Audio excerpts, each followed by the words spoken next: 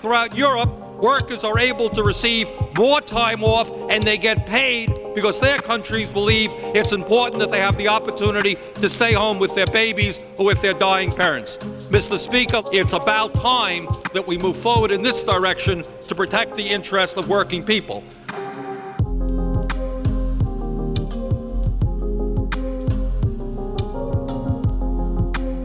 Since 1990, more than 300,000 workers with serious medical conditions lost their jobs because they had no guaranteed leave. How dare the President of the United States, Mr. Family Values himself, threaten to veto this legislation?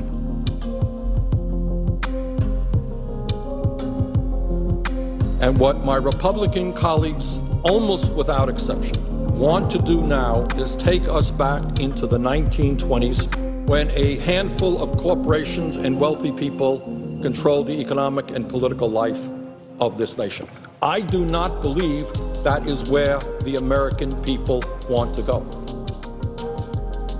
In Germany, hard for us to believe, but if children get sick, their parents get up to 25 days of paid leave to stay home and take care of those children.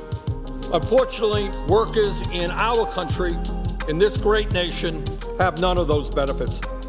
When you look at other major countries, what you find is that the United States is the only advanced economy that does not guarantee its workers some form of paid sick time.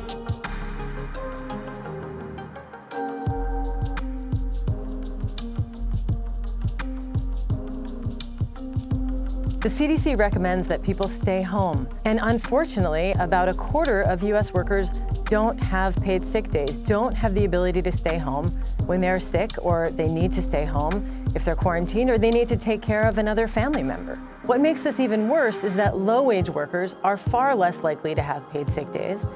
It is absurd that low-wage workers in McDonald's, Burger Kings, and low-wage employees all over this country who get sick are forced to work because they cannot afford to take time off. We have got to make certain that in this country, workers have paid sick time.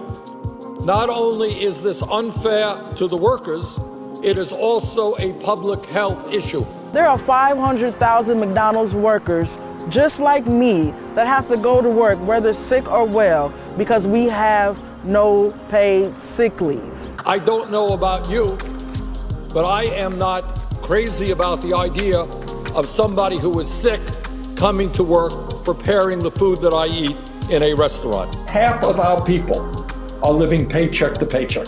If you are making $14 an hour or $12 an hour and that check stops coming in, which is the case, how are you going to feed your family? How are you going to pay the rent? How are you going to keep your telephone going? We're not talking about that.